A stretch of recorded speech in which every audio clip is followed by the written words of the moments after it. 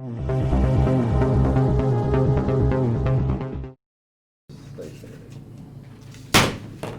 this time, I'll call the October 15th, 2020 meeting to order for the Dixon County Commission. Would you please stand and join in the flag salute?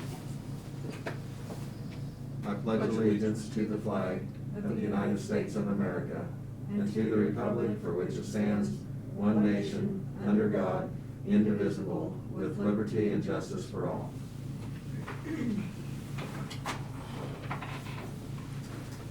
We do have items to add to our agenda. The first one is with KDOT. It's an off-system grant regarding Bridge 510, 800 Avenue.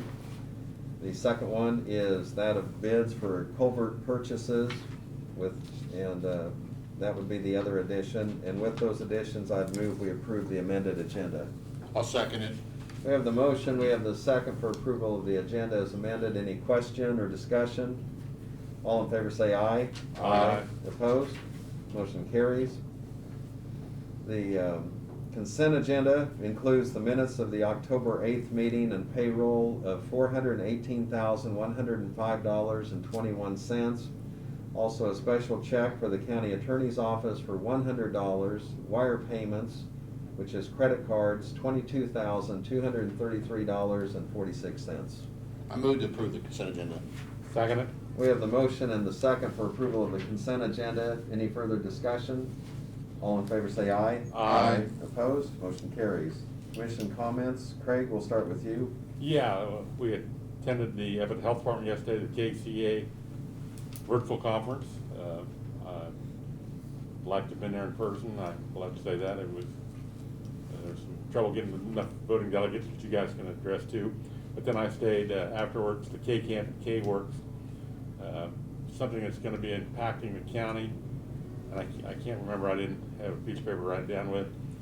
The state has removed liability, or I should say not the liability, it's put the liability on if we'd have an officer that was in a high-speed chase or whatever, and they have a wreck, we're now liable, the county is liable, so that, I don't remember the exact percent, but it's gonna increase our premiums, or we're gonna have to work with the sheriff's departments to not create a pursuit to endanger somebody else. Stuff. It used to be it was the sheriff's deputy or whatever was not considered liable, I guess, and stuff. So that can change. That's all I have, Lynn. Okay, thank you. Ron?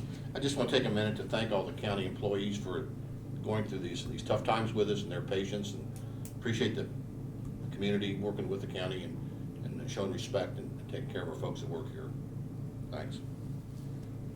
Okay.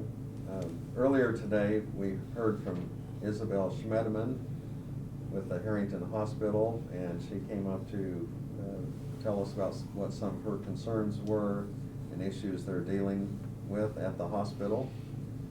And she also had her director of finance with her. And also I have a meeting with Central Kansas Mental Health. It's our regular board meeting, but also we're going to be going over some budget items. That's going to be taking place on Monday.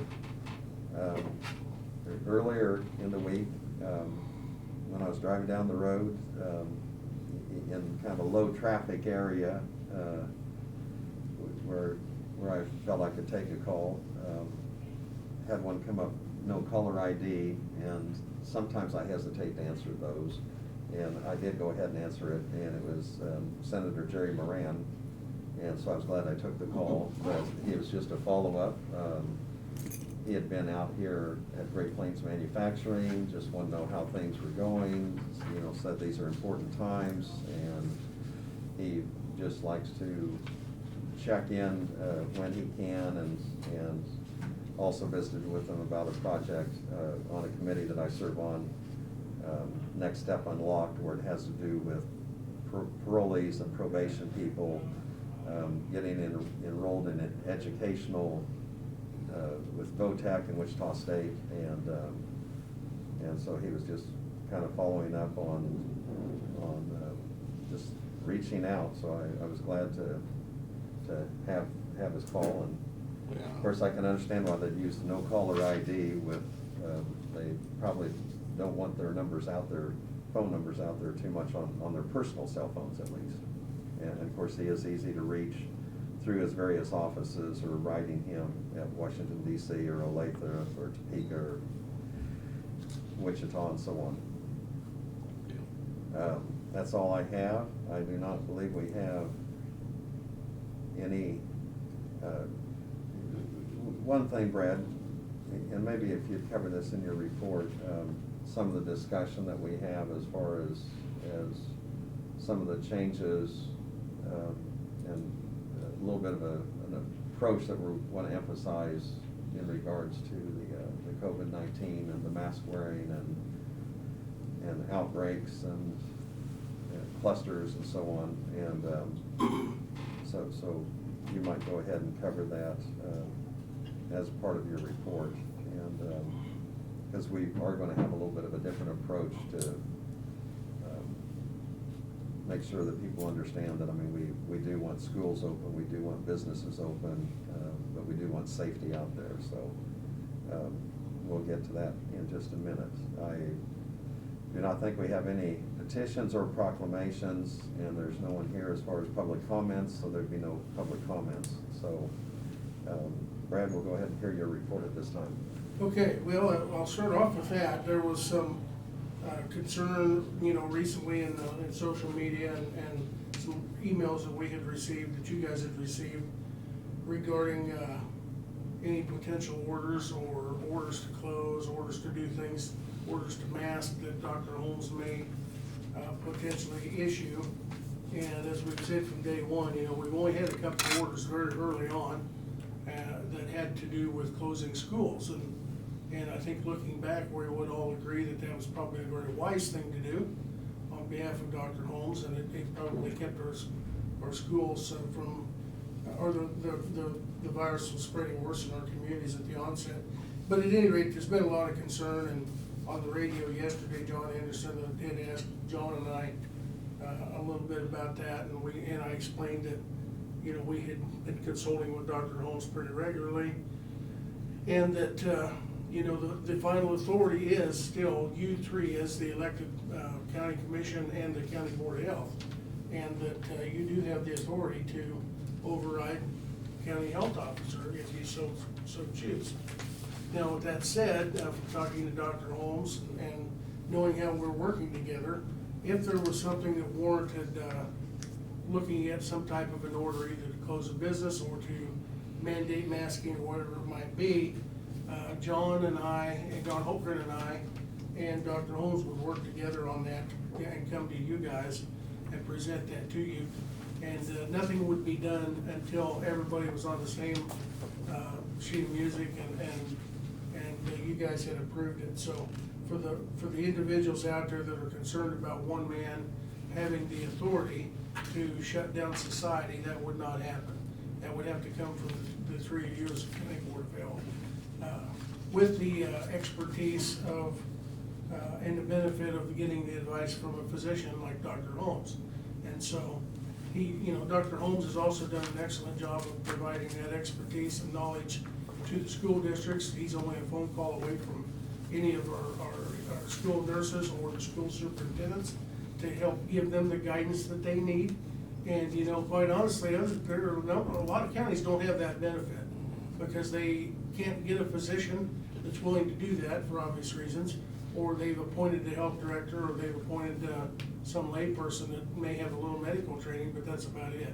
And I think we're, contrary to what a lot of people might say now, I think we're it's extremely beneficial to have someone of his expertise giving us that guidance. So, but again, before any orders are issued, I just want people to kind of rest assured that would come before you guys. You're the elected officials, and so you would have the oversight of that. So, one thing I'd like to point out too is we did have one instance a while back where a fast food restaurant had some positive cases within their restaurant and so on, and temporarily closed, but also they went in and did a deep cleaning, and then the next day they were open. And I think sometimes that's the concern with some business people and some of the public out there. If something would go wrong, would you be closed down for 2 weeks or something like that? And that's not necessarily the case. We want to keep schools open, we want businesses to be kept open, and it's important. And having said that, still to be cautious, and it's a responsible thing to do, because you're trying to really mitigate and reduce the exposure and reduce the risk. And, you know, there's safety measures in place that it's important to follow, so. And like you've said many times, Brad, too, and others have said, you know, by now, people have to be very aware of that. I mean, it's not like this is something that's just come up, so. Well, in that particular case, I do know Dr. Holmes was communicating with the owner of that facility, telling them what the appropriate thing was to do, and giving them the guidance to get them back open as soon as possible. Now, would he have the authority to come issue an order to close them down for 2 weeks? Probably. And he could have very well come to us and come to you and said, this is what I want to do. That wasn't the case, because he didn't want to shut anybody down either. But he does want to keep them open, and he wants to keep every customer who goes through that particular business safe, and so they can rest assured that they're not gonna get sick from something that they, an exposure that they might have gotten in a local business, so. But that's kind of the way it's supposed to work. We're supposed to give them the advice and the guidance and make sure they stay safe. And kudos to the local business involved, because they did work with him, they did follow his guidance, and I don't think they skipped a beat. That's what we want, so. And Brad, with the guidance, the county's taking the guidance from the state, correct? That is I mean, the county's not creating this stuff, it's from coming down from the state, right? Yeah, we're not experts in this field by any means, and the one thing we all have in common, Dr. Holmes included, is this is new to us. Yeah. And so we're following the guidance of the state. They're communicating with agencies like the CDC every day, and there's a few things that are changing, and that's been the frustration, but we're trying to stay on top of it, and we're following their guidance. And I think all 105 counties are doing the same thing. And I'm sure Dr. Lee Norman and the governor are taking a lot of heat too. But, you know, we gotta do what's right for the masses. So that's kind of where we're at, so. You know, like I said last week, we're hopefully on the tail end of this thing. We've been through what I hope is the worst of it. Now we just need to be able to get along and be patient with each other and ride it out. And so it'll hopefully be over, and we'll look back at it before you know it, and it'll all be history, so. Okay, we submitted or put out the request for proposals last week for vendors on the inmate phone system. They're out, and I've had a couple inquiries this week, people asking questions. I think I'd also mentioned to you the deadline to submit proposals for the renovation is the 29th. And so once we get those back in, they'll be vetted by our construction manager, and then probably be back in here to go through them with you guys very quickly. So Monday was our in-service day, and like everything else we're doing nowadays, things were a little different. We didn't obviously do the in-service. It was a work day in the courthouse, and I want to commend all of our staff, and especially the road and bridge guys and the people that really worked hard to dismantle things and haul them off, take them out to storage or what have you. But if you go look at Bard's Vault or the Register of Deeds vaults, some of these areas that were really had a lot of things in them, they're pretty vacant now. I mean, they've got in there what they need to do, much like my office. We've got in there what I need to do to get by through the end of the year here, until such time that we need to pick up and move out. So I'm a lot more comfortable at this point than I was before, that we can pick up and move on just a couple days' notice at this point, once our technology is in place that we need. So it's getting a little bit more real, I think, that it's coming now, and but everybody did a good job. So we had a good meal at lunch, and we were able to cut everybody loose a little bit early that afternoon for working hard. So we'll plan for another one next year, maybe not the same time. So in your package, you've got a list of bridge locations that Martin is contacting the engineers to get some preliminary information on for permitting. That'll be for 2021. I don't really recognize any of those, but that's what they've identified, he and John and Mark, to be replaced during the 2021 year if things go well. So we've applied for one fish passage, and hopefully we will get that as well. So, and then you've got a few items, some tubes that he's requesting to purchase to update our inventory as well here, that's been added to the agenda. And then next year, what I would like to do, if we can get a few of them in anyhow, is have some of our staff come in that would have gotten service awards on Monday. And we'll kind of have them cycle through during the work session. And I don't know if there'll be very many of them in any one particular year or group, but we'll get to let you guys have the opportunity to provide them their service awards for years of service and get a picture for the newspaper for it. And be able to recognize a few of those staff members, so. And I think that's all I've got. Okay. One thing I should have mentioned, and let's say Doug did not have anything to report, but has stopped in. And we did receive some additional letters to the commission, some stating in support of the steps that are in place as far as masks and following the guidelines of the state. And then we also had 2 or 3 letters that were on the other side of the fence. And you know, the important thing is, I mean, we can, sometimes you're always gonna have some levels of disagreement. I think everyone's trying to stay informed on it, and you know, regardless, we need to move ahead in a positive way. And I think that's important, not only for businesses and schools, but just everyone involved, and having safe measures for all age groups. I think kind of a guideline is we just need to be fair and firm and consistent. Okay. As far as notices and communications, we did have from Government Technology, their magazine that they sent out, and also information from K-Camp. And as Craig mentioned earlier, he's the voting delegate for K-Camp, so we appreciate your work on that, Craig, staying there at the meeting. So, okay, we have a resolution to consider. This is a resolution to declare certain items surplus. Brad, if you'd want to cover that and kind of what the procedure is that we use on surplus items. Yeah, included in this resolution are 2 pickup trucks from the Road and Bridge Department that have been replaced. One of them has been replaced. I don't know if they're muffled or not. One's been replaced. The other one you authorized darn near a year ago, and Holmes is still waiting on it to be built because of COVID. They called me a few weeks ago and said it was scheduled to be built in November, but at any rate, this is replacing those 2, and then 2 of the sheriff's vehicles that were just replaced with new vehicles. And Martin has some metal, and there's a couple other items there that we were gonna sell that came out of the cleaning on Monday, but are no longer needed, so. Okay. They'll, by declaring them surplus, we'll then list them on Purple Wave and be sold that way. Okay. And we'll need a motion to adopt that resolution. So moved. I'll second it. We have the motion and the second to adopt resolution 10-15-20 to declare certain items listed as surplus. Any other discussion or question? All in favor say aye. Aye. Opposed? Motion carries. We had 2 items that were added to the agenda. The first one is on KDOT, an off-system grant and bridge, for a bridge. Would you want to comment on that, Brad?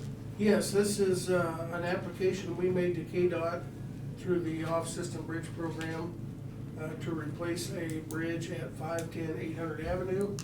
This is one that we've applied for many times and have been turned down. It's a pretty good sized concrete structure, and it is on a road that serves, as I remember, there's a couple dairies down there, and the trucks come through 7 days a week going to service those farms. But at any rate, it was approved in the off-system request this year. The total estimated cost for this project is $826,500. Of that, we are responsible for 20%, and the non-participating costs. The non-participating costs in this case are the design and engineering and the purchase of any right-of-way that may be needed, which is estimated not to exceed $51,500. Our total commitment for this, with that 20%, is $205,000. So out of the $826,500, $205,000 would be out of our local budget, which would come out of our Martin's Bridge budget. So pretty good return on the investment. We just have to sign the request programming form with KDOT. There's a signature place for all three of you to sign and approve it. I wasn't, and if you said it, Brad, I wasn't listening, I was looking here. What, you know, any idea what the estimated cost might be? The what cost? Estimated cost? $826. Okay, I wasn't listening, so Okay. I'm, Yeah, we have to pay the engineering cost up Okay. front, which is right at $50,000, not to exceed that, so. The overall cost is $826,500, so. yeah.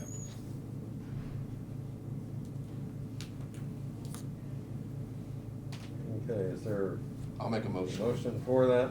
I'll make a motion for the KDOT bridge project. Second it? Okay, we have the motion and the second for the KDOT off-system grant for the bridge project, 510 800 Avenue. Any other discussion or comment? All in favor say aye. Aye. Opposed? Motion carries.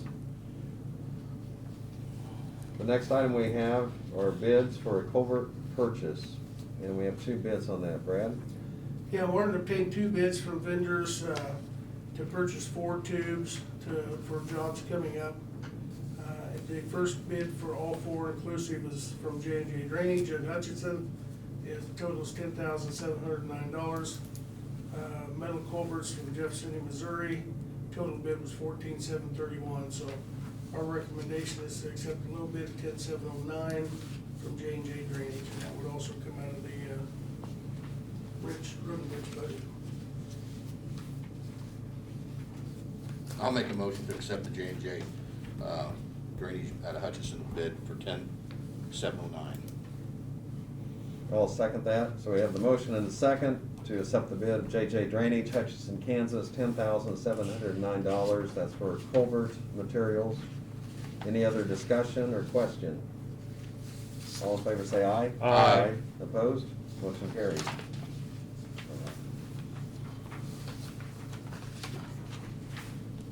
We do not have any other business. Is there a motion to adjourn? So moved. Second it. We have the motion and second to adjourn. Any other discussion? All in favor say aye. Aye. Opposed? Motion carries. We're adjourned.